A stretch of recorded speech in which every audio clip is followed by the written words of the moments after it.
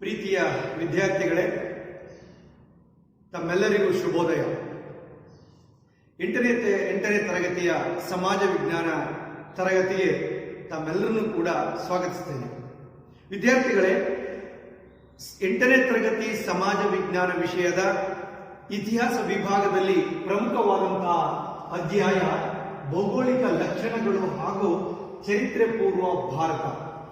ಈ ಅಧ್ಯಾಯವನ್ನ ನಾವು ಇಂದು ಕಲಿಯೋಣ. ಹಾಗಾದರೆ ಈ ಅಧ್ಯಾಯದಲ್ಲಿ ಯಾವ್ಯಾವ ಪ್ರಮುಖ ಅಂಶಗಳನ್ನು ನಾವು ಅಭ್ಯಾಸ ಮಾಡುತ್ತೇವೆ?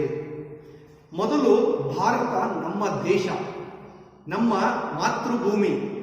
ಆದ್ದರಿಂದ ಭಾರತದ ಭೌಗೋಳಿಕ ಲಕ್ಷಣಗಳ ಬಗ್ಗೆ ಅಭ್ಯಾಸವನ್ನು ಮಾಡುತ್ತೇವೆ. ಭಾರತವು ಒಂದು ಉಪಖಂಡ ಹಾಗೂ ಪರ್ಯಾಯ ದ್ವೀಪ ಹೇಗೆ ಎಂಬುದರ ವಿಚಾರವಾಗಿ ನಾವು ಅರ್ಥ ಮಾಡಿಕೊಳ್ತೇವೆ. ಭಾರತದ ನೆರೆಹೊರೆಯ ರಾಷ್ಟ್ರಗಳು ಯಾವ್ಯಾವು? ಚರಿತ್ರೆ ಪೂರ್ವ ಕಾಲ ಎಂದ್ರೇನು? ಚರಿತ್ರೆ ಪೂರ್ವ ಕಾಲದ ಘಟ್ಟದಲ್ಲಿ ಮಾನವನ ಜೀವನ ಕ್ರಮ ಹೇಗಿತ್ತು? ಚರಿತ್ರೆ ಪೂರ್ವ ಕಾಲದಲ್ಲಿ ಆ ಒಂದು ಶಿಲಾಯುಗಳನ್ನ, ಆ ಚರಿತ್ರೆ ಪೂರ್ವ ಕಾಲಘಟ್ಟದ ಶಿಲಾಯುಗಳ ಬಗ್ಗೆ ನಾವು ಇಂದು ಅಭ್ಯಾಸವನ್ನ ಮಾಡೋಣ. ಪ್ರೀತಿಯ ವಿದ್ಯಾರ್ಥಿಗಳೇ, ಜಗತ್ತಿನ ಪ್ರತಿಯೊಂದು ರಾಷ್ಟ್ರಗಳ ಜನಸಮುದಾಯದ ಮೇಲೆ ಭೌಗೋಳಿಕ ಪರಿಸರ ತುಂಬಾ ಪರಿಣಾಮವನ್ನ ಬೀರುತ್ತದೆ. ಭೌಗೋಳಿಕ ಪರಿಸರ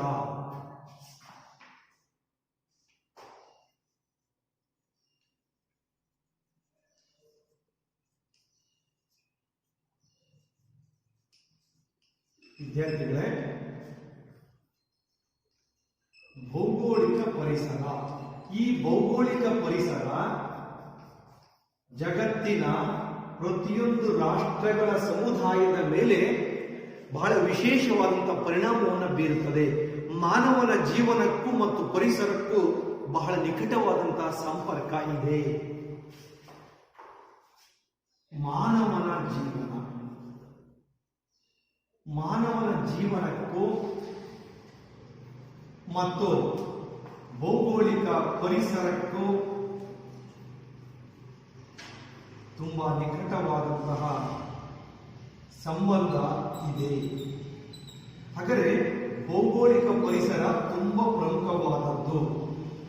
ಜಗತ್ತಿನ ಪ್ರತಿಯೊಂದು ರಾಷ್ಟ್ರಗಳ ಜನಸಮುದಾಯದ ಮೇಲೆ ಭೌಗೋಳಿಕ ಪರಿಸರ ತುಂಬಾ ಪ್ರಭಾವವನ್ನು ಬೀರುತ್ತದೆ.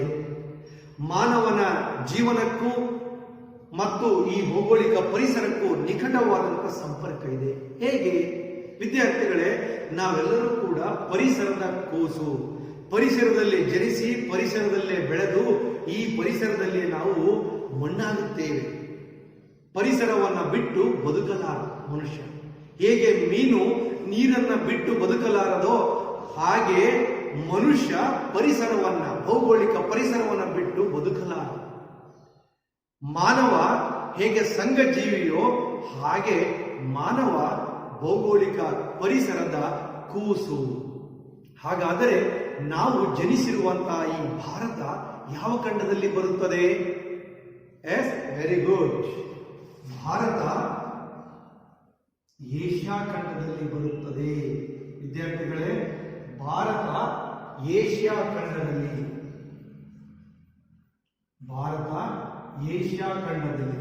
ಮತ್ತೆ ಏಷ್ಯಾ ಖಂಡದಲ್ಲಿ ಎಲ್ಲಿ? ಆಗ್ನೇಯ ಏಷ್ಯಾದಲ್ಲಿ ಬರುತ್ತದೆ. ಆಗ್ನೇಯ ಏಷ್ಯಾ. ಗೋಳದ ಪ್ರಕಾರ ಹೋಗೋದಾದ್ರೆ ನಾವು ಇಲ್ಲಿ ಉತ್ತರಾರ್ಧ ಗೋಳದಲ್ಲಿದೆ. ಉತ್ತರಾರ್ಧ ಗೋಳ. ವಿದ್ಯಾರ್ಥಿಗಳಿಗೆ ಚೆನ್ನಾಗಿ ನೆನಪಿಟ್ಕೊಳ್ಬೇಕು. ಭಾರತವು ಜಗತ್ತಿನಲ್ಲಿ ಯಾವ ಸ್ಥಾನವನ್ನು ಹೊಂದಿದೆ ಅಂದ್ರೆ ಭಾರತವು ಉತ್ತರಾರ್ಧ ಗೋಳದಲ್ಲಿದೆ. ಜಗತ್ತಿನಲ್ಲಿ ಒಟ್ಟು 7 ಖಂಡಗಳಿವೆ. ತುಂಬಾ ವಿಸ್ತೀರ್ಣವಾದ ದೊಡ್ಡದಾಗಿರುವಂತಹ ಖಂಡ ಏಷ್ಯಾ ಖಂಡ. ಭಾರತವು ಏಷ್ಯಾ ಖಂಡದಲ್ಲಿ, ಅದರಲ್ಲೂ ವಿಶೇಷವಾಗಿ ಭಾರತವು ಆಗ್ನೇಯ ಏಷ್ಯಾದಲ್ಲಿ ಕಂಡುಬರುತ್ತದೆ. ವಿದ್ಯಾರ್ಥಿಗಳೇ, ನೆನಪಿಟ್ಕೊಳ್ಬೇಕು, ಭಾರತವು ಆಗ್ನೇಯ ಏಷ್ಯಾದಲ್ಲಿ ಇದೆ, ಉತ್ತರಾರ್ಧ ಗೋಳದಲ್ಲಿ ಇದೆ. ಹಾಗಾದರೆ ಭಾರತ ತುಂಬಾ ವಿಶಾಲವಾದಂತಹ ರಾಷ್ಟ್ರ. ಭಾರತವನ್ನ ನಾವು ಉಪಖಂಡ ಎಂದು ಕರೆಯುತ್ತೇವೆ. ಭಾರತವನ್ನು ಉಪಖಂಡ ಎಂದು ಕರೆಯುತ್ತೇವೆ. ಹಾಗಾದರೆ ವಿದ್ಯಾರ್ಥಿಗಳೇ, ಉಪಖಂಡ ಎಂದು ಕರೆಯಲು ಕಾರಣ ಏನು? ನಮಗೆ ಗೊತ್ತಿದೆ, ಜಗತ್ತಿನಲ್ಲಿ 7 ಖಂಡಗಳಿವೆ. ಅತ್ಯಂತ ದೊಡ್ಡ ಖಂಡ ಏಷ್ಯಾ ಖಂಡ, ಅತ್ಯಂತ ಚಿಕ್ಕ ಖಂಡ ಆಸ್ಟ್ರೇಲಿಯಾ. ಹಾಗಾದ್ರೆ ಒಂದು ಖಂಡ ಹೊಂದಿರಬಹುದಾದಂತಹ ಎಲ್ಲ ಲಕ್ಷಣಗಳನ್ನ ನಮ್ಮ ಭಾರತ ಹೊಂದಿದೆ. ಆದ್ದರಿಂದ ನಾವು ಭಾರತವನ್ನು ಉಪಖಂಡ ಎಂದು ಕರೆಯುತ್ತೇವೆ. ಹೇಗೆ? ಭಾರತವು ವಿಶಾಲವಾದ ಭೂಭಾಗವನ್ನ ಹೊಂದಿದೆ. ವಿಸ್ತೀರ್ಣದಲ್ಲಿ ಭಾರತವು 7ನೇ ದೊಡ್ಡ ರಾಷ್ಟ್ರ. 7ನೇ ದೊಡ್ಡ ರಾಷ್ಟ್ರ. ವಿದ್ಯಾರ್ಥಿಗಳೇ, ಜಗತ್ತಿನಲ್ಲಿ ಅತ್ಯಂತ ವಿಸ್ತೀರ್ಣದಲ್ಲಿ ವಿಸ್ತಾರವಾಗಿರುವ ದೊಡ್ಡದಾಗಿರ್ತಕ್ಕಂಥ ರಾಷ್ಟ್ರ ರಷ್ಯಾ. ನಮ್ಮ ಭಾರತ 7ನೇ ಸ್ಥಾನವನ್ನ ಪಡೆದುಕೊಂಡಿದೆ. ಜನಸಂಖ್ಯೆಯಲ್ಲಿ ಮೊದಲನೇ ರಾಷ್ಟ್ರ ಚೀನಾ, 2ನೇದು ಭಾರತ, 2ನೇ ರಾಷ್ಟ್ರ ಯಾವುದರಲ್ಲಿ? ಜನಸಂಖ್ಯೆಯಲ್ಲಿ. ಭಾರತ ಜನಸಂಖ್ಯೆಯಲ್ಲಿ 2ನೇ ಸ್ಥಾನವನ್ನು ಗಳಿಸಿದೆ. ಜಗತ್ತಿನಲ್ಲಿ ಅತ್ಯಂತ ಹೆಚ್ಚಿನ ಜನಸಂಖ್ಯೆಯನ್ನು ಹೊಂದಿರುವ 2ನೇ ದೊಡ್ಡ ರಾಷ್ಟ್ರ ಅಂದ್ರೆ ಭಾರತ. ಹಾಗೆಯೇ ಸ್ವಾಭಾವಿಕ ಸಸ್ಯವರ್ಗ, ವಿವಿಧ ಎಲ್ಲ ಅಂಶಗಳನ್ನ ಭಾರತ ಹೊಂದಿರುವುದರಿಂದ ಭಾರತವನ್ನು ನಾವು ಒಂದು ಉಪಖಂಡ ಎಂದು ಕರೆಯುತ್ತೇವೆ. ವಿದ್ಯಾರ್ಥಿಗಳು ಅರ್ಥ ಆಗಿದೆಯಲ್ಲ? ಇನ್ನೊಮ್ಮೆ, ಭಾರತವನ್ನ ಉಪಖಂಡ ಎಂದು ಕರೆಯಲು ಕಾರಣ, ಒಂದು ಖಂಡವು ಹೊಂದಿರಬಹುದಾದಂತಹ ವಿಶಾಲವಾದಂತಹ ಭೂಭಾಗವನ್ನ, ಹಾಗೆ ಜಲರಾಶಿಯನ್ನ, ಸ್ವಾಭಾವಿಕ ಸಸ್ಯವರ್ಗ, ವಾಯುಗುಣ, ಜನಸಂಖ್ಯೆ, ಈ ಎಲ್ಲ ಅಂಶಗಳನ್ನ ಭಾರತ ಹೊಂದಿರುವುದರಿಂದ ಇದನ್ನು ನಾವು ಉಪಖಂಡ ಎಂದು ಕರೆಯುತ್ತೇವೆ. ಭಾರತವು ಜಗತ್ತಿನಲ್ಲಿ ವಿಸ್ತೀರ್ಣದಲ್ಲಿ 7ನೇ ದೊಡ್ಡ ರಾಷ್ಟ್ರ. ಭಾರತವು ಜನಸಂಖ್ಯೆಯಲ್ಲಿ 2ನೇ ದೊಡ್ಡ ರಾಷ್ಟ್ರ. ಜಗತ್ತಿನಲ್ಲಿ ಅತ್ಯಂತ ಹೆಚ್ಚಿನ ಜನಸಂಖ್ಯೆಯನ್ನು ಹೊಂದಿರುವ 2ನೇ ರಾಷ್ಟ್ರ ಭಾರತ. ಮೊದಲನೇ ರಾಷ್ಟ್ರ ಚೀನಾ. ಹಾಗಾದರೆ ಭಾರತವನ್ನ ನಾವು ಪರ್ಯಾಯ ದ್ವೀಪ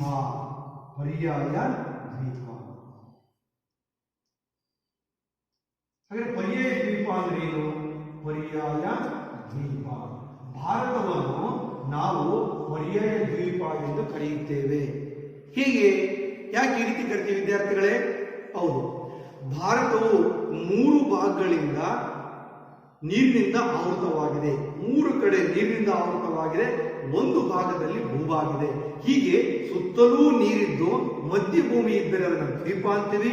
3 ಭಾಗಗಳಲ್ಲಿ ನೀರಿದ್ದು 1 ಭಾಗದಲ್ಲಿ ಭೂಭಾಗ ಇದ್ರೆ ಅದನ್ನು ನಾವು ಪರ್ಯಾಯ ದ್ವೀಪ ಎಂದು ಕರೆಯುತ್ತೇವೆ. ಭಾರತವು ಒಂದು ಪರ್ಯಾಯ ದ್ವೀಪ, ಜೊತೆಗೆ ಭಾರತವು ಕೂಡ ಒಂದು ಉಪಖಂಡ.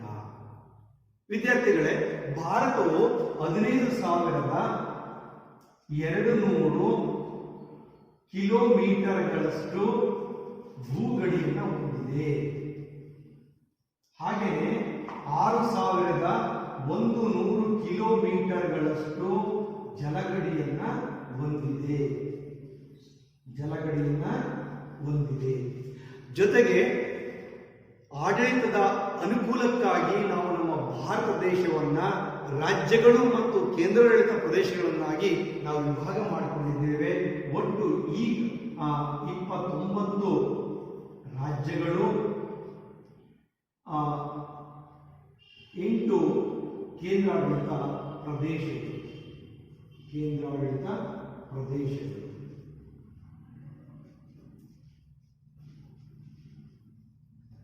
ದೆಹಲಿಯನ್ನ ನಾವು ರಾಷ್ಟ್ರ ರಾಜಧಾನಿ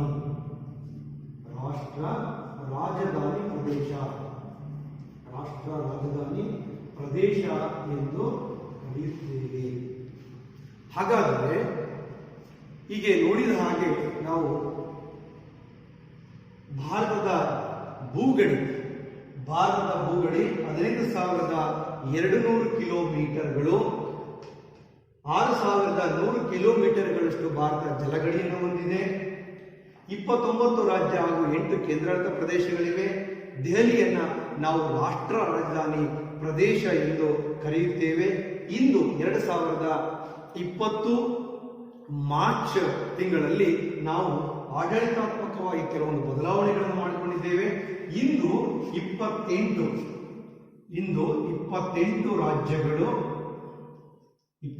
ರಾಜ್ಯಗಳು 8 ಕೇಂದ್ರಾಡಳಿತ ಪ್ರದೇಶಗಳಿವೆ.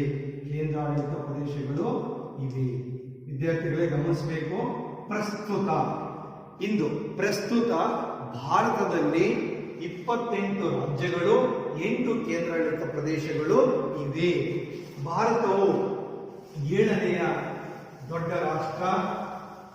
ಜನಸಂಖ್ಯೆ 120. 2011ರ ಜನಗಣತಿಯ ಪ್ರಕಾರ ಭಾರತವು 121 ಕೋಟಿ ಜನಸಂಖ್ಯೆಯನ್ನ ಹೊಂದಿತ್ತು. ಈ ಎಲ್ಲ ಅಂಶಗಳ ಕಾರಣದಿಂದಾಗಿ ಭಾರತವನ್ನು ನಾವು ಒಂದು ಉಪಖಂಡ ಎಂದು ಕರೆಯುತ್ತೇವೆ.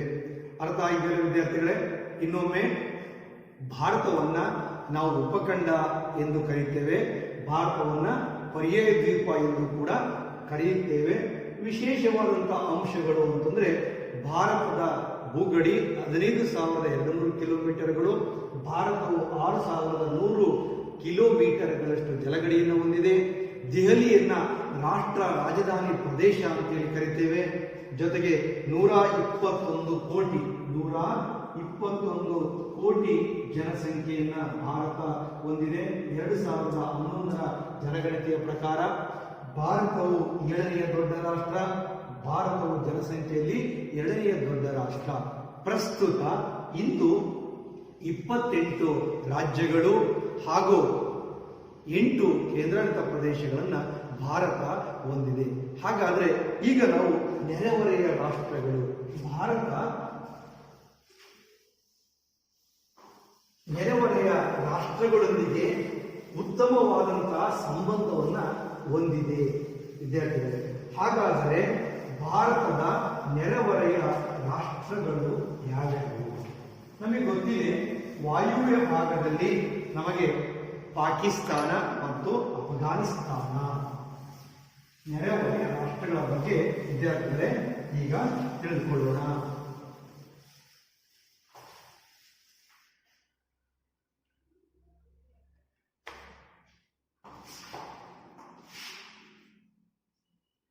ನೆರೆಯ ರಾಷ್ಟ್ರಗಳು, ಭಾರತದ ನೆರೆಯ ರಾಷ್ಟ್ರಗಳು. ಭಾರತದ ವಾಯುವ್ಯ ಭಾಗದಲ್ಲಿ ನಮಗೆ ಪಾಕಿಸ್ತಾನ ಮತ್ತು ಅಫ್ಘಾನಿಸ್ತಾನ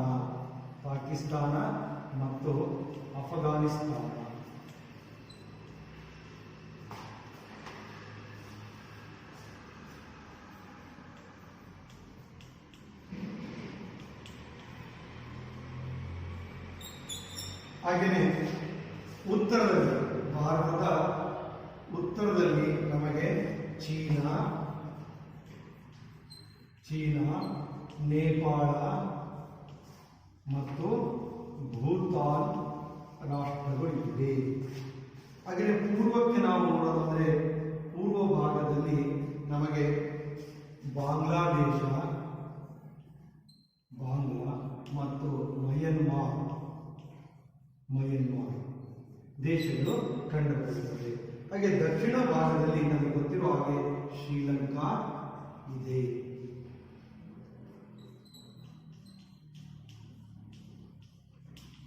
ವಿದ್ಯಾರ್ಥಿಗಳೇ, ಇವುಗಳನ್ನು ನಾವು ಭಾರತದ ನೆರೆಹೊರೆಯ ರಾಷ್ಟ್ರಗಳು ಎಂದು ಕರೆಯುತ್ತೇವೆ.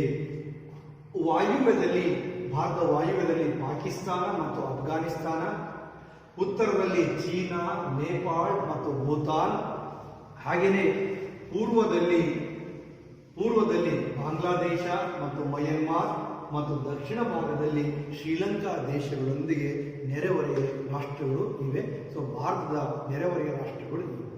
ಇದನ್ನ ಬಹುಶಃ ನಿಮಗೆ ಪರೀಕ್ಷಾ ದೃಷ್ಟಿಯಿಂದ 2 ಅಂಕಗಳಿಗೆ ಕೇಳಲಾಗುತ್ತದೆ.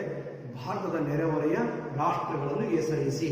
ವಾಯುವ್ಯ ಭಾಗದಲ್ಲಿ ಪಾಕಿಸ್ತಾನ, ಅಫ್ಘಾನಿಸ್ತಾನ, ಉತ್ತರದಲ್ಲಿ ಚೀನಾ, ನೇಪಾಳ ಮತ್ತು ಭೂತಾನ್, ಪೂರ್ವ ಭಾಗದಲ್ಲಿ ಬಾಂಗ್ಲಾದೇಶ, ಮಯನ್ಮಾರ್, ದಕ್ಷಿಣದಲ್ಲಿ ಶ್ರೀಲಂಕಾ ಇದೆ. ಇಷ್ಟು ಪರೀಕ್ಷಾ ದೃಷ್ಟಿಯಿಂದ 2 ಅಂಕಗಳಿಗೆ ಕೇಳುವಂತಹ ಪ್ರಶ್ನೆ. ಈಗ ನಾವು ಅಭ್ಯಾಸ ಮಾಡುವಂಥದ್ದು ಭಾರತದ ಭೌಗೋಳಿಕ ಲಕ್ಷಣಗಳು. ಭಾರತದ ಭೌಗೋಳಿಕ ಲಕ್ಷಣಗಳು ಯಾವ್ಯಾವ?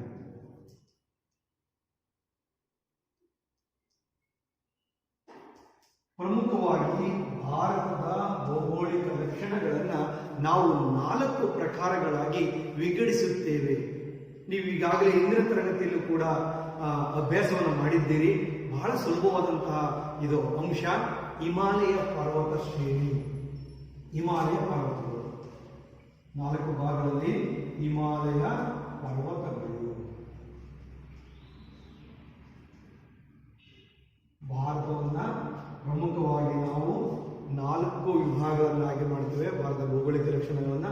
ಒಂದು ಹಿಮಾಲಯ ಪರ್ವತಗಳು, ಸಿಂಧು ಗಂಗಾ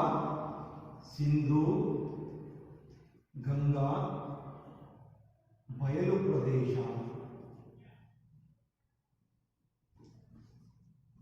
ಸಿಂಧು ಗಂಗಾ ಬಯಲು ಪ್ರದೇಶ, ದಕ್ಕನ್ ಪ್ರಸ್ಥಭೂಮಿ, ದಕ್ಕನ್ ಪ್ರಸ್ಥಭೂಮಿ. 4 ಕರಾವಳಿ ತೀರ ಪ್ರದೇಶಗಳು, ಕರಾವಳಿ ತೀರ ಪ್ರದೇಶಗಳು. ವಿದ್ಯಾರ್ಥಿಗಳೇ, ಭಾರತದ ಪ್ರಮುಖ ಭೌಗೋಳಿಕ ಲಕ್ಷಣಗಳನ್ನು ಹೆಸರಿಸಿ. 2 ಅಂಕಗಳ ಈ ಪ್ರಶ್ನೆ ಕೇಳಲಾಗುತ್ತೆ. ಭಾರತವನ್ನ ಭೌಗೋಳಿಕವಾಗಿ 4 ವಿಭಾಗಗಳನ್ನಾಗಿ ವಿಂಗಡಿಸುತ್ತೇವೆ. 1 ಹಿಮಾಲಯ ಪರ್ವತಗಳು, 2 ಸಿಂಧು ಗಂಗಾ ಬಯಲು ಪ್ರದೇಶ, 3 ದಕ್ಕನ್ ಪ್ರಸ್ಥಭೂಮಿ, 4 ಕರಾವಳಿ ತೀರ ಪ್ರದೇಶಗಳು. ಇವು ಭಾರತದ ಪ್ರಮುಖ ಭೌಗೋಳಿಕ ಲಕ್ಷಣಗಳು. ಹಾಗಾದ್ರೆ ಒಂದೊಂದಾಗಿ ನೋಡ್ತಾ ಹೋಗೋಣ. ಮೊದಲನೇದು ಹಿಮಾಲಯ ಪರ್ವತ ಶ್ರೇಣಿಗಳು ಅಥವಾ ಹಿಮಾಲಯ ಪರ್ವತ ಸರಣಿಗಳು. ಹಾಗಾದ್ರೆ ಹಿಮಾಲಯ ಪರ್ವತ ಎಲ್ಲಿ ಬರುತ್ತೆ? ಹೌದು, ಹಿಮಾಲಯ ಪರ್ವತಗಳು ಭಾರತದ ಉತ್ತರ ದಿಕ್ಕಿನಲ್ಲಿವೆ. ಉತ್ತರದಲ್ಲಿ ಕಂಡುಬರ್ತವೆ. ಭಾರತದ ಉತ್ತರದಲ್ಲಿ ಹಿಮಾಲಯ ಪರ್ವತಗಳು ಕಂಡುಬರ್ತವೆ. ಇದರ ಲಾಭ ಏನು? ಭಾರತದ ನೈಸರ್ಗಿಕ ಗೋಡೆಯಂತಿದೆ. ಹಿಮಾಲಯ ಪರ್ವತ 2500 ಕಿಲೋಮೀಟರ್ಗಳಷ್ಟು ಹಬ್ಬಿದೆ. ಹಾಗಾಗಿ ಭಾರತಕ್ಕೆ ನೈಸರ್ಗಿಕ ಗೋಡೆಯಂತಿದ್ದು ನಮಗೆ ರಕ್ಷಣೆಯನ್ನು ಒದಗಿಸುತ್ತದೆ. ಹಾಗೆಯೇ ಹಿಮಾಲಯ ಪರ್ವತವು ಹಲವು ನದಿಗಳ ಉಗಮ ಸ್ಥಾನ ಆಗಿದೆ. ನಮಗೆ ಗೊತ್ತಿದೆ ಹಲವು ನದಿಗಳ ಉಗಮ ಸ್ಥಾನ.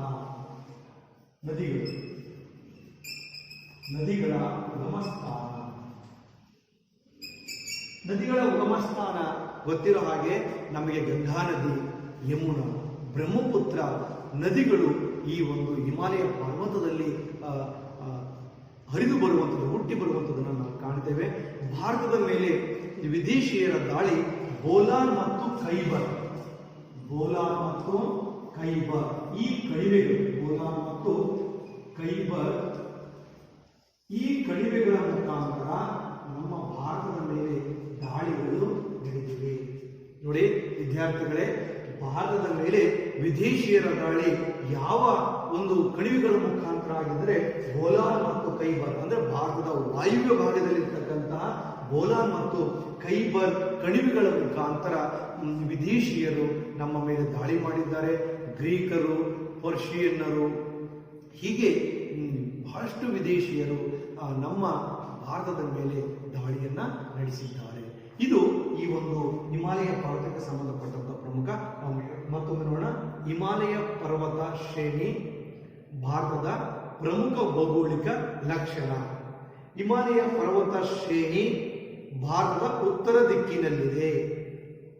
ಹಿಮಾಲಯ ಪರ್ವತವು ಭಾರತಕ್ಕೆ ರಕ್ಷಣೆಯನ್ನು ಒದಗಿಸುತ್ತದೆ. ಹಿಮಾಲಯ ಪರ್ವತವು ಅನೇಕ ನದಿಗಳ ಉಗಮ ಸ್ಥಾನವಾಗಿದೆ. ಭಾರತಕ್ಕೆ ವಿದೇಶಿಯರು ಬೋಲಾನ್ ಮತ್ತು ಖೈಬರ್ ಕಣಿವೆಗಳ ಮುಖಾಂತರ ದಾಳಿ ನಡೆಸಿದ್ದಾರೆ.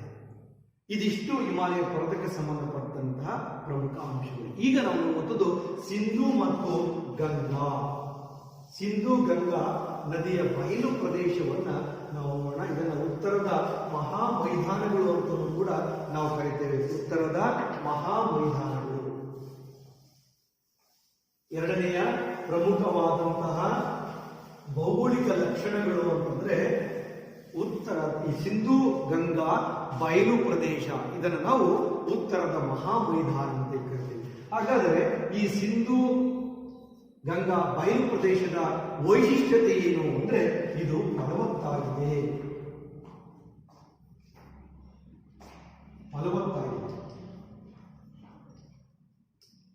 ಸಿಂಧು ಗಂಗಾ ನದಿಯ ಬಯಲು ಪ್ರದೇಶ ತುಂಬಾ ವಿಶಾಲವಾಗಿದೆ. ಇದು ಅತ್ಯಂತ ಫಲವತ್ತಾದ ಪ್ರದೇಶ.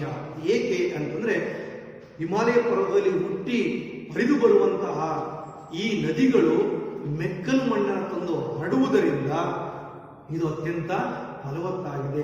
ಸಿಂಧು ವೇದ ಕಾಲದ ನಾಗರಿಕತೆಗಳು ಇಲ್ಲಿ ಉಗಮ ಆಗಿದೆ. ನಮಗೆ ಗೊತ್ತಿದೆ, ಭಾರತದ ಪ್ರಾಚೀನ ನಾಗರಿಕತೆ ಅಂತಂದ್ರೆ ಹರಪ್ಪ ಮತ್ತು ಮೊಹೆಂಜೊದಾರೋ ನಾಗರಿಕತೆ. ಎರಡನೇದು ವೇದಗಳ ಕಾಲದ ನಾಗರಿಕತೆ. ಈ ವೇದಗಳ ಕಾಲದ ನಾಗರಿಕತೆಯನ್ನ ನಾವು ನೋಡುವಂಥದ್ದು ಈ ಸಿಂಧೂ ಮತ್ತು ಗಂಗಾ ಬಯಲು ಪ್ರದೇಶದಲ್ಲಿ. ಹಾಗಾಗಿ ವೇದಗಳ ಕಾಲದ ನಾಗರಿಕತೆ ಉಗಮ ಆಗಿದ್ದು ಇಲ್ಲಿ ಸಿಂಧೂ ಮತ್ತು ಗಂಗಾ ಬಯಲು ಪ್ರದೇಶದಲ್ಲಿ. ಈ ಫಲವತ್ತಾದ ಪ್ರದೇಶದ ಮೇಲೆ ಹಿಡಿತವನ್ನ ಸಾಧಿಸಲಿಕ್ಕೋಸ್ಕರ ಅನೇಕ ಯುದ್ಧಗಳು, ಕದನಗಳು ನಡೆದಿವೆ. ಈ ಪ್ರದೇಶದ ಮೇಲೆ ಹಿಡಿತವನ್ನ ಸಾಧಿಸಿದಂತ ಅನೇಕರು ಅಲ್ಲಿ ಚಕ್ರಾಧಿಪತಿಗಳಾಗಿ ಮೆರೆದಿರುವಂಥದ್ದನ್ನ ನಾವು ನೋಡಬಹುದು. ಹೀಗೆ ನರ್ಮದಾ ನದಿ ಎನ್ನುವಂಥದ್ದು ಇದಿಷ್ಟು ಕೂಡ ಸಿಂಧೂ ಗಂಗಾ ಬಯಲು ಪ್ರದೇಶದ ಪ್ರಮುಖ ಅಂಶಗಳು. ಮತ್ತೊಮ್ಮೆ ನಾವು ಹೇಳೋದಾದ್ರೆ ಸಿಂಧೂ ಗಂಗಾ ಬಯಲು ಪ್ರದೇಶ ಭಾರತದ ಎರಡನೆಯ ಪ್ರಮುಖವಾದ ಭೌಗೋಳಿಕ ಲಕ್ಷಣವಾಗಿದೆ. ಇದು ಅತ್ಯಂತ ಫಲವತ್ತಾದ ಪ್ರದೇಶವಾಗಿದೆ. ಕಾರಣ ಹಿಮಾಲಯದಿಂದ ಹುಟ್ಟಿ ಬರುವಂತಹ ಅನೇಕ ನದಿಗಳು ಮೆಕ್ಕಲು ಮಣ್ಣನ್ನು ತಂದು ಹರಡುವುದರಿಂದ ಅದು ತುಂಬಾ ಫಲವತ್ತಾಗಿದೆ. ಇಲ್ಲಿ ವೇದಗಳ ಕಾಲದ ನಾಗರಿಕತೆ ಉಗಮವಾಗಿದೆ. ಇಲ್ಲಿ ಚಕ್ರಾಧಿಪತ್ಯವನ್ನ ಸಾಧಿಸಲಿಕ್ಕೋಸ್ಕರ ಅನೇಕ ಕದನಗಳು ನಡೆದಿವೆ. ಅನೇಕ ಚಕ್ರಾಧಿಪತ್ಯ ಆಡಳಿತವೂ ಕೂಡ ಇಲ್ಲಿ ನಡೆದಿರುವಂಥದ್ದು ಇದರ ಪ್ರಮುಖ ಅಂಶಗಳು. ನರ್ಮದಾ ನದಿ ನಮಗೆ ಗೊತ್ತಿದೆ ವಿದ್ಯಾರ್ಥಿಗಳೇ, ನರ್ಮದಾ ನದಿ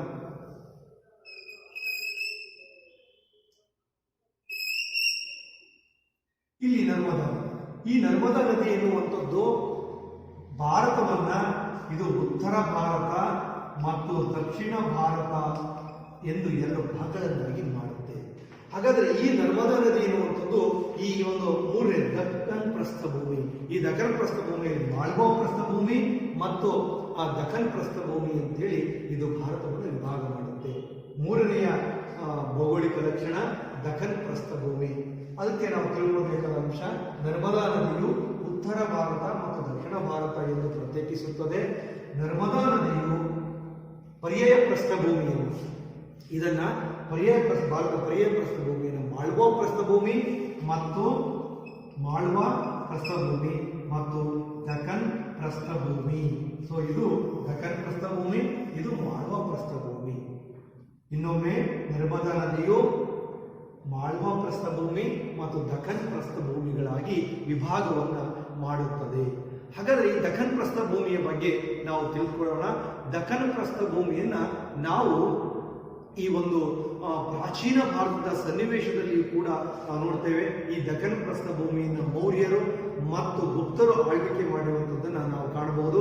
ನರ್ಮದಾ ನದಿಯ ಉತ್ತರ ಮತ್ತು ದಕ್ಷಿಣ ಭಾರತ ವಿಭಜನೆ ಆಗಿರುವಂಥದ್ದನ್ನು ಕೂಡ ನಾವು ನೋಡಬಹುದು.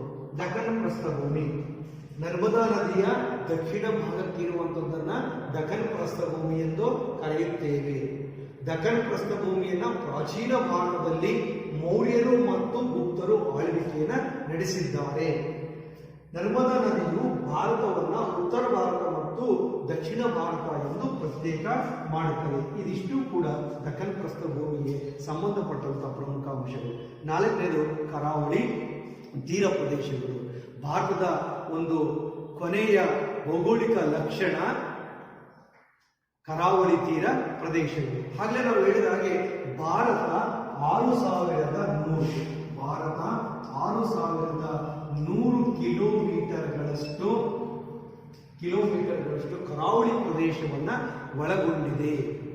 ಈ ಒಂದು ಕರಾವಳಿ ಪ್ರದೇಶವನ್ನು ನಾವು ಪೂರ್ವ ಕರಾವಳಿ ಮತ್ತು ಪಶ್ಚಿಮ ಕರಾವಳಿ ಪ್ರದೇಶ ಎಂದು ಭಾಗ ಮಾಡಿಕೊಳ್ತೇವೆ. ಈ ಒಂದು ಪೂರ್ವ ಕರಾವಳಿ ಮತ್ತು ಪಶ್ಚಿಮ ಕರಾವಳಿಯನ್ನ ನಾವು ಹೀಗೆ ನೋಡ್ಬೋದು ನೋಡಿ. ಈ ಪೂರ್ವ ಕರಾವಳಿ ಈ ಪೂರ್ವ ಕರಾವಳಿ ಪ್ರದೇಶ ಇದನ್ನು ನಾವು ಉತ್ಕಲ ತೀರ ಮತ್ತು ಕೋರಮಂಡಲ ತೀರ, ಉತ್ಕಲ ತೀರ ಮತ್ತು ಕೋರಮಂಡಲ ತೀರ ಅಂತೇಳಿ ನಾವು ಪೂರ್ವ ಕರಾವಳಿಯನ್ನು ವಿಭಾಗ ಮಾಡ್ತೇವೆ. ಅದೇ ರೀತಿಯಾಗಿ ಈ ಒಂದು ಪಶ್ಚಿಮ ಕರಾವಳಿಯನ್ನು, ಯಾವುದು ಪಶ್ಚಿಮ ಕರಾವಳಿಯನ್ನ ನಾವು ಕೊಂಕಣ ತೀರ, ಕರ್ನಾಟಕ ತೀರ ಮತ್ತು ಮಲಬಾರ್ ತೀರ 3 ಭಾಗಗಳಾಗಿ ನಾವು ವಿಂಗಡಿಸ್ತೇವೆ. ಇದನ್ನ ಉತ್ಕಲ ತೀರ, ಇದನ್ನ ಕೋರಮಂಡಲ ತೀರ ಅಂತ ಹೇಳಿ ನಾವು ಕರಿತೇವೆ. ಹಾಗೆ ಇಲ್ಲಿ ನಾವು ಕೊಂಕಣ ತೀರ ಮತ್ತು ಕರ್ನಾಟಕ ತೀರ ಮತ್ತು ಮಲಬಾರ್ ತೀರ ಪ್ರದೇಶಗಳನ್ನಾಗಿ ನಾವು ವಿಭಾಗವನ್ನ ಮಾಡ್ತೇವೆ. ಹಾಗೆ ಈ ಒಂದು ಪೂರ್ವ ಕರಾವಳಿ ಪ್ರದೇಶ ಮತ್ತು ಪಶ್ಚಿಮ ಕರಾವಳಿ ಪ್ರದೇಶ ಅನೇಕ ಬಂದರುಗಳನ್ನು, ರೇವು ಪಟ್ಟಣಗಳನ್ನು ಇದು ಒಳಗೊಂಡಿದೆ. ಈ ಒಂದು ರೇವು ಪಟ್ಟಣಗಳು, ಬಂದರುಗಳು ರೋಮನ್ನರನ್ನ ಆಕರ್ಷಣೆ ಮಾಡಿರುವಂಥದ್ದು ನೋಡ್ತೇವೆ. ಈ ರೇವು ಪಟ್ಟಣಗಳನ್ನ ಆಡಳಿತ ಮಾಡಲಿಕ್ಕೆ ಪಾಂಡ್ಯರು, ಚೇರರು, ಚೋಳರ ಒಂದು ರಾಜ್ಯ ಕೂಡ ಉದಯ ಆಗಲಿಕ್ಕೆ ಕಾರಣ ಆಗಿದೆ. ವಿದ್ಯಾರ್ಥಿಗಳೇ, 4ನೆಯ ಭೌಗೋಳಿಕ ಅಂಶ ಕರಾವಳಿ ತೀರ ಪ್ರದೇಶ. ಈ ಕರಾವಳಿ ತೀರ ಪ್ರದೇಶ ಅಂದ್ರೆ ಭಾರತವು 6100 ಕಿಲೋಮೀಟರ್ಗಳಷ್ಟು ಕರಾವಳಿ ಪ್ರದೇಶಗಳನ್ನು ಒಳಗೊಂಡಿದೆ.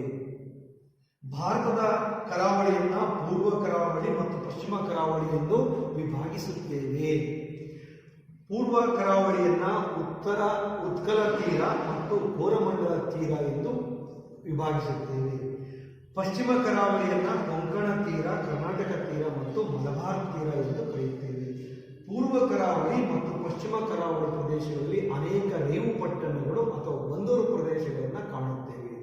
ಈ ಬಂದರು ಪ್ರದೇಶಗಳು ರೋಮನ್ನರನ್ನ ಆಕರ್ಷಣೆ ಮಾಡಿವೆ. ಜೊತೆಗೆ ಈ ಬಂದರು ಪ್ರದೇಶಗಳು ದಕ್ಷಿಣ ಭಾರತದಲ್ಲಿ ಚೋಳರು, ಚೇರರು, ಪಾಂಡ್ಯರ ಉದಯಕ್ಕೂ ಕೂಡ ಕಾರಣ ಆಗಿದೆ. ಇದಿಷ್ಟೂ ಕೂಡ ಭಾರತದ ಭೌಗೋಳಿಕ ಲಕ್ಷಣಕ್ಕೆ ಸಂಬಂಧಪಟ್ಟಂತ ಪ್ರಮುಖ ಅಂಶಗಳು. ಇಷ್ಟೆಲ್ಲ ಇದ್ರೂ ಕೂಡ ಭಾರತವು ವೈವಿಧ್ಯತೆಯಲ್ಲಿ ಏಕತೆಯನ್ನು ಸಾಧಿಸಿದೆ. ವೈವಿಧ್ಯತೆಯಲ್ಲಿ ಏಕತೆ.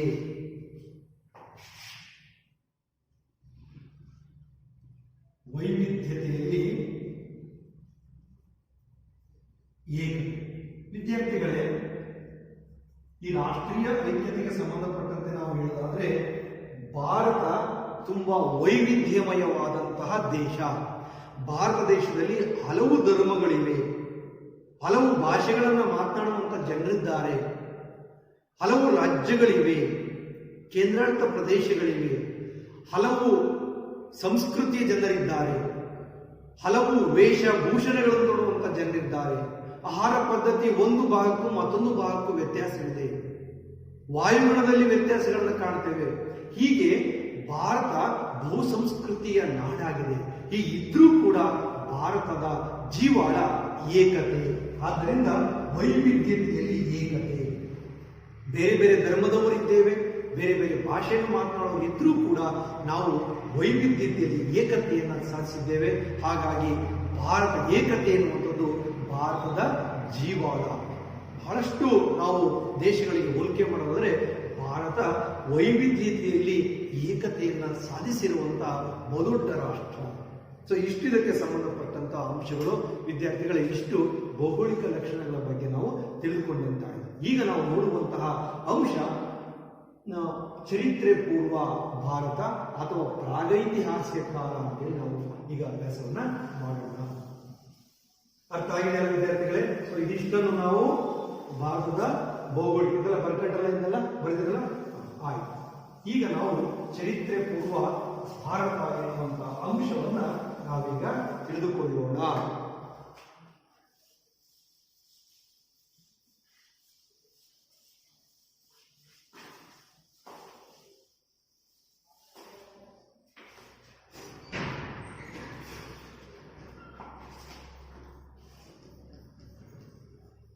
ಇತಿಹಾಸ ಪೂರ್ವ ಕಾಲ. ಇತಿಹಾಸ ಪೂರ್ವ ಕಾಲ ಅಥವಾ ಇದನ್ನು ನಾವು ಪ್ರಾಗೈತಿಹಾಸಿಕ ಕಾಲ, ಪ್ರಾಗೈತಿಹಾಸಿಕ ಕಾಲ. ವಿದ್ಯಾರ್ಥಿಗಳೇ, ಈಗ ನಾವು ತಿಳಿದುಕೊಳ್ಳಬಹುದಾದಂತಹ ಅಂಶ ಇತಿಹಾಸ ಪೂರ್ವ ಕಾಲ ಅಥವಾ ಪ್ರಾಗೈತಿಹಾಸಿಕ ಕಾಲ. ನಿಮಗೆ ಪ್ರಶ್ನೆ ಕೇಳ್ತಾರೆ, ಪ್ರಾಗೈತಿಹಾಸಿಕ ಕಾಲ ಎಂದರೇನು? ಮಾನವರು ಲೇಖನ ಕಲೆಯನ್ನ ಕಂಡುಹಿಡಿಯುವುದಕ್ಕಿಂತ ಮೊದಲಿನ ಕಾಲವನ್ನ ನಾವೆಂದು ಕರಿತೀವಿ? ಪ್ರಾಗೈತಿಹಾಸಿಕ ಕಾಲ. ಇದನ್ನ ಸರಿಯಾಗಿ ನೋಡಬೇಕು. ಮಾನವರು ಲೇಖನ ಕಲೆಯನ್ನು, ಲೇಖನ ಕಲೆ ಅಂದರೆ ಬರೆಯುವಂಥದ್ದು, ಲೇಖನ ಕಲೆಯನ್ನು ಕಂಡುಹಿಡಿಯುವುದಕ್ಕಿಂತ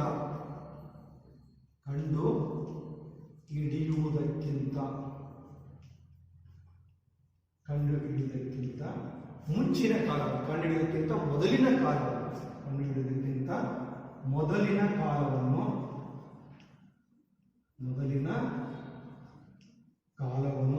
ಪ್ರಾಗೈತಿಹಾಸಿಕ ಕಾಲ ಎನ್ನುತ್ತೇವೆ ಎನ್ನುವುದು. ವಿದ್ಯಾರ್ಥಿಗಳೇ, ಒಂದು ಅಂಕಕ್ಕೆ ಪ್ರಶ್ನೆ ಕೇಳ್ತಾರೆ, ಪ್ರಾಗೈತಿಹಾಸಿಕ ಕಾಲ ಎಂದರೇನು? ಮಾನವರು ಲೇಖನ ಕಲೆಯನ್ನು ಕಂಡುಹಿಡಿಯುವುದಕ್ಕಿಂತ ಮೊದಲಿನ ಕಾಲವನ್ನು ಪ್ರಾಗೈತಿಹಾಸಿಕ ಕಾಲ ಅಥವಾ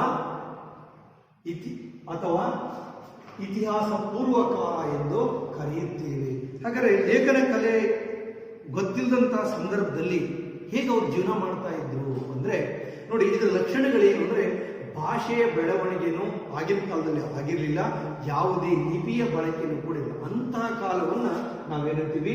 ಪ್ರಾಗೈತಿಹಾಸಿಕ ಕಾಲ ಅಥವಾ ಇತಿಹಾಸ ಪೂರ್ವ ಕಾಲ ಅಂತೇಳಿ ಕರಿತೇವೆ. ಅಂದಿನ ಕಾಲದ ಮಾನವರಿಗೆ ಯಾವುದೇ ಭಾಷೆ ಗೊತ್ತಿರಲಿಲ್ಲ, ಯಾವುದೇ ಲಿಪಿಯ ಬಳಕೆನಿಲ್ಲ. ಹಾಗಾದ್ರೆ ಅವರ ಪ್ರಮುಖ ಉದ್ಯೋಗ ಏನು? ಬೇಟೆಗಾರಿಕೆ ಅಂದಿನ ಪ್ರಮುಖ ಉದ್ಯೋಗವಾಗಿತ್ತು. ಪ್ರಕೃತಿಯನ್ನ ಆರಾಧಿಸ್ತಾ ಇದ್ರು. ಒಂದು ಸ್ಥಳದಿಂದ ಮತ್ತೊಂದು ಸ್ಥಳಕ್ಕೆ ಅವರು ಅಲೆಮಾರಿಗಳಾಗಿ ಜೀವನ ಮಾಡ್ತಾ ಇದ್ರು. ಈ ಕಾಲಘಟ್ಟವನ್ನು ಅಧ್ಯಯನ ಮಾಡುವಂಥವರಿಗೆ ನಾವು ಪ್ರಾಚ್ಯ ವಸ್ತು ಅಧ್ಯಯನಕಾರರು ಅಥವಾ ಪುರಾತತ್ವ ಅಧ್ಯಯನಕಾರರು. ಪ್ರಾಚ್ಯ ವಸ್ತು ಅಧ್ಯಯನಕಾರರು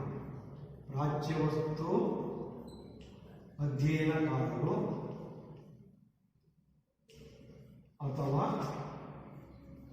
ಪ್ರಾಕ್ತನ ಶಾಸ್ತ್ರಜ್ಞರು. ವಿದ್ಯಾರ್ಥಿಗಳೇ, ಪ್ರಾಕ್ತನ ಶಾಸ್ತ್ರಜ್ಞರು ಅಥವಾ ಪ್ರಾಚ್ಯ ವಸ್ತು ಅಧ್ಯಯನಕಾರರು ಅಂದ್ರೆ ಯಾರು? ಅಧ್ಯಯನಕಾರರು ಅಂದ್ರೆ ಯಾರು? ಹಾಗಾದ್ರೆ ಪ್ರಾಚ್ಯ ವಸ್ತು ಅಧ್ಯಯನಕಾರರು ಪುರಾತನ ಪ್ರಾಕ್ತನ ಶಾಸ್ತ್ರಜ್ಞರು ಅಂದ್ರೆ ಈ ಒಂದು ಮಾನವನ ಲೇಖನ ಕಲೆ ಕಂಡುಹಿಡಿಯುವುದಕ್ಕಿಂತ ಮೊದಲಿನ ಕಾಲ, ಈ ಪ್ರಾಗೈತಿಹಾಸಿಕ ಕಾಲವನ್ನ ಅಧ್ಯಯನ ಮಾಡುವಂತಹ ವಿದ್ವಾಂಸರಿಗೆ ನಾವು ಪ್ರಾಚ್ಯವಸ್ತು ಅಧ್ಯಯನಕಾರರು ಅಥವಾ ಪ್ರಾಕ್ತನ ಶಾಸ್ತ್ರಜ್ಞರು ಎಂದು ಕರೆಯುತ್ತೇವೆ. ಇನ್ನೊಮ್ಮೆ, ಪ್ರಾಕ್ತನ ಶಾಸ್ತ್ರಜ್ಞರು ಅಥವಾ ಪ್ರಾಚ್ಯವಸ್ತು ಅಧ್ಯಯನಕಾರರು ಎಂದರೆ ಯಾರು? ಪ್ರಾಗೈತಿಹಾಸಿಕ ಕಾಲವನ್ನು ಅಧ್ಯಯನ ಮಾಡುವ ವಿದ್ವಾಂಸರಿಗೆ ಪ್ರಾಕ್ತನ ಶಾಸ್ತ್ರಜ್ಞರು ಅಥವಾ ಪ್ರಾಚ್ಯ ವಸ್ತು ಅಧ್ಯಯನಕಾರರು ಎಂದು ಕರೆಯುತ್ತೇವೆ. ಹಾಗಾದರೆ ಈ ಪ್ರಾಗೈತಿಹಾಸಿಕ ಕಾಲದ ಲಕ್ಷಣಗಳು ಏನು? ಮಾನವರಿಗೆ ಭಾಷೆಯ ಬೆಳವಣಿಗೆ ಗೊತ್ತಿರಲಿಲ್ಲ, ಭಾಷೆ ಬೆಳವಣಿಗೆ ಆಗಿರಲಿಲ್ಲ, ಯಾವುದೇ ಲಿಪಿ ಇರಲಿಲ್ಲ, ಬೇಟೆಗಾರಿಕೆ ಅವರ ಪ್ರಮುಖ ಉದ್ಯೋಗವಾಗಿತ್ತು, ಪ್ರಕೃತಿಯನ್ನ ಆರಾಧಿಸ್ತಾ ಇದ್ರು, ಅವರು ಅಲೆಮಾರಿಗಳಾಗಿದ್ದರು. ಈ ಎಲ್ಲ ಲಕ್ಷಣಗಳನ್ನು ಪ್ರಾಗೈತಿಹಾಸಿಕ ಕಾಲ ಹೊಂದಿದೆ. ಹಾಗಾದರೆ ಇವರು ಬಳಸುತ್ತಿದ್ದಂಥ ವಸ್ತುಗಳು ಯಾವ್ಯಾವು ಅಂದರೆ ಪರಿಕರಗಳು. ಆಗಿನ ಪ್ರಾಗೈತಿಹಾಸಿಕ ಕಾಲದ ಮಾನವರು ಬಳಸ್ತಾ ಇರ್ತಕ್ಕಂಥ ಪರಿಕರಗಳು. ಒಂದು ಶಿಲೆ, ನಾವೇನು ಕಲ್ಲು ಓದ್ತೀವಲ್ಲ ಅದು ಶಿಲೆ. ಎರಡು ಕಟ್ಟಿಗೆ. ಮೂರು ಎಲುಬು. ವಿದ್ಯಾರ್ಥಿಗಳೇ, ಅಂದಿನ ಪ್ರಾಗೈತಿಹಾಸಿಕ ಕಾಲದ ಮನುಷ್ಯರು, ಮಾನವರು ಬಳಸ್ತಾ ಇರತಕ್ಕಂಥ ವಸ್ತುಗಳು ಅಥವಾ ಪರಿಕರಗಳು, ಎರಡು ಒಂದು ವಸ್ತುಗಳು ಅಥವಾ ಪರಿಕರಗಳು ಏನೇನು ಅಂದ್ರೆ, ಮೊದಲನೇದು ಶಿಲೆ, ಕಟ್ಟಿಗೆ ಮತ್ತು ಎಲುಬುಗಳನ್ನು ಬಳಸ್ತಾರೆ. ಯಾಕೆ ಬಳಸ್ತಾ ಇದ್ರು ಇದನ್ನ ಅಂತಂದ್ರೆ ಈ ಪರಿಕರ ಬಳಕೆಯನ್ನ ಈ ಉದ್ದೇಶಗಳಿಗೆ ಬಳಸ್ತಾರೆ. ಒಂದು, ಪ್ರಾಣಿಗಳ ಮಾಂಸವನ್ನ ಮತ್ತು ಮೂಳೆಗಳನ್ನ ಕತ್ತರಿಸಲಿಕ್ಕೆ. ಈ ಸತ್ತಂತ ಪ್ರಾಣಿಗಳನ್ನ ಏನ್ ಮಾಡ್ತಾರೆ, ಬೇಟೆಯಾಡ್ತಾ ಇದ್ರು. ಬೇಟೆಯಾಡಿ ಬಂದಂತ ಏನು ಪ್ರಾಣಿ ಇದೆಯಲ್ಲ, ಆ ಪ್ರಾಣಿಗಳ ಮಾಂಸವನ್ನ ಕತ್ತರಿಸಲಿಕ್ಕೆ, ಮೂಳೆಗಳನ್ನ ಕತ್ತರಿಸಲಿಕ್ಕೆ ಅವರು ಶಿಲೆ, ಕಟ್ಟಿಗೆ ಮತ್ತು ಎಲುಬುಗಳನ್ನು ಬಳಸ್ತಾ ಇದ್ರು. ಮರಗಳ ತೊಗಟೆಯನ್ನು ತೆಗಿಲಿಕ್ಕೆ, ಪ್ರಾಣಿಗಳ ಚರ್ಮವನ್ನು ತೆಗಿಲಿಕ್ಕೆ ಅವರು ಈ ಪರಿಕರಗಳನ್ನು ಬಳಕೆ ಮಾಡ್ತಾ ಇದ್ರು. ಹಣ್ಣುಗಳನ್ನ ಮತ್ತು ಬೇರುಗಳನ್ನ ಕತ್ತರಿಸಲಿಕ್ಕೂ ಕೂಡ ಅವ್ರು ಏನ್ ಮಾಡ್ತಾ ಇದ್ರು, ಈ ಪರಿಕರಗಳನ್ನು ಬಳಸ್ತಾ ಇದ್ರು. ಗೆಡ್ಡೆ ಗೆಣಸುಗಳನ್ನ ಪಡೆದುಕೊಳ್ಳಿಕ್ಕೆ ಅಥವಾ ಕತ್ತರಿಸಲಿಕ್ಕೂ ಕೂಡ ಇವ್ರು ಏನ್ ಮಾಡ್ತಾ ಇದ್ರು, ಈ ಪರಿಕರಗಳನ್ನ ಬಳಸ್ತಾ ಇದ್ರು. ಸೊ ಈ ಪರಿಕರಗಳು ಬೇಟೆಯಾಡಲಿಕ್ಕೂ ಉಪಯೋಗವಾಗ್ತಾ ಇದ್ವು, ಹಾಗೆ ಗುಡಿಸಲುಗಳನ್ನ ಕಟ್ಟಲಿಕ್ಕೆ ಕೂಡ ಬಳಕೆ ಆಗ್ತದೆ. ಬಹಳ ಪ್ರಮುಖವಾದಂತಹ ಅಂಶ, ಪ್ರಾಗೈತಿಹಾಸಿಕ ಕಾಲದ ಮಾನವರು ಬಳಸುತ್ತಿದ್ದಂಥ ವಸ್ತುಗಳು ಅಥವಾ ಪರಿಕರಗಳು ಶಿಲೆ ಅಂದ್ರೆ ಕಲ್ಲಿನ ಆಯುಧಗಳು, ಕಟ್ಟಿಗೆ, ಚೂಪಾದ ಕಟ್ಟಿಗೆಗಳು, ಎಲುಬುಗಳು, ಪ್ರಾಣಿಗಳ ಎಲುಬುಗಳನ್ನು ಅವರು ಬಳಸ್ತಾರೆ. ಯಾಕೆ ಬಳಸ್ತಾ ಇದ್ದು ಅಂದ್ರೆ ಈ ಮೂರೂ ಪರಿಕರಗಳನ್ನ ಪ್ರಾಣಿಗಳ ಮಾಂಸ ಮತ್ತು ಮೂಳೆಗಳನ್ನು ಕತ್ತರಿಸಲಿಕ್ಕೆ ಬಳಸ್ತಾ ಇದ್ರು. ಮರಗಳ ತೊಗಟೆಯನ್ನ ಮತ್ತು ಪ್ರಾಣಿಗಳ ಚರ್ಮವನ್ನು ಕತ್ತರಿಸಲಿಕ್ಕೆ ಬಳಸ್ತಾ ಇದ್ರು. ಹಣ್ಣು ಹಂಪಲುಗಳನ್ನು ಕತ್ತರಿಸಲಿಕ್ಕೆ ಬಳಸ್ತಾ ಇದ್ರು. ಗೆಡ್ಡೆ ಗೆಣಸುಗಳನ್ನು ಪಡಲಿಕ್ಕೆ ಬಳಸ್ತಾ ಇದ್ರು. ಬೇಟೆಯಾಡಲಿಕ್ಕೆ ಮತ್ತು ಗುಡಿಸಲುಗಳನ್ನು ಕಟ್ಟಲಿಕ್ಕೆ ಅವರು ಈ ಪರಿಕರಗಳನ್ನ ಬಳಸ್ತಾ ಇದ್ರು. ಹಾಗಾದ್ರೆ ಪ್ರಾಚೀನ ಕಾಲದ ಜನರ ತಾಣಗಳು ಎಲ್ಲೆಲ್ಲಿದ್ವು ಅಂತಂದ್ರೆ ನಮಗೆ ಗೊತ್ತಿದೆ, ನಮ್ಮ ಭಾರತ ದೇಶದಲ್ಲಿ ಭೀಮ್ಬೇಟ್ಕಾ ಎನ್ನುವಂತ ಒಂದು ಪ್ರದೇಶ ಇದೆ. ಭೀಮ್ಬೇಟ್ಕಾ ಈ ಭೀಮ್ಬೇಟ್ಕಾ ಇದು ಮಧ್ಯಪ್ರದೇಶದಲ್ಲಿ ಇದೆ. ಹುಣಸಗಿ ಮತ್ತು ಕರ್ನೂಲ್ ಈ ರೀತಿಯ ಇದು ಮಧ್ಯಪ್ರದೇಶದಲ್ಲಿ ಬರುತ್ತೆ. ಇನ್ನು ಉಳಿದಂಥದ್ದು ಕರ್ನಾಟಕ ಮತ್ತು ಆಂಧ್ರ ಪ್ರದೇಶದಲ್ಲಿ ಬರುವುದು ಕಾಣುತ್ತದೆ. ಆಂಧ್ರ ಪ್ರದೇಶ ಮತ್ತು ವಿದ್ಯಾರ್ಥಿಗಳೇ, ಈ ಪ್ರಾಚೀನ ಕಾಲದ ಜನರ ತಾಣಗಳನ್ನ ನಾವು ಗುರುತು ಮಾಡಿದ್ದೇವೆ. ಮಧ್ಯಪ್ರದೇಶದ ಭೀಮ್ಬೇಟ್ಕಾ ಹಾಗೂ ಕರ್ನಾಟಕದ ಹುಣಸಗಿ ಮತ್ತು ಕರ್ನೂಲ್ನ ಆಂಧ್ರ ಪ್ರದೇಶದಲ್ಲಿ, ಅಂದ್ರೆ ಆಂಧ್ರ ಪ್ರದೇಶದ ಕರ್ನೂಲ್ ಸ್ಥಳದಲ್ಲಿ ಪ್ರಾಚೀನ ಕಾಲದ ಜನರ ತಾಣಗಳನ್ನ ನಾವು ಕಾಣಬಹುದು. ಸೊ ಇದಿಷ್ಟು ಕೂಡ ಪ್ರಾಗೈತಿಹಾಸಿಕ ಕಾಲದ ಕೆಲವು ಲಕ್ಷಣಗಳು ಮತ್ತು ಪ್ರಾಚೀನ ಕಾಲದ ಜನರ ತಾಣಗಳು.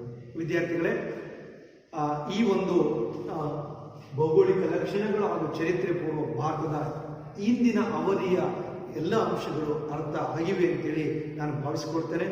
ಮುಂದಿನ ಅಂಶವನ್ನು ನಾವು ಮುಂದಿನ ಅವಧಿಯಲ್ಲಿ ತಿಳಿದುಕೊಳ್ಳೋಣ. ಧನ್ಯವಾದಗಳು.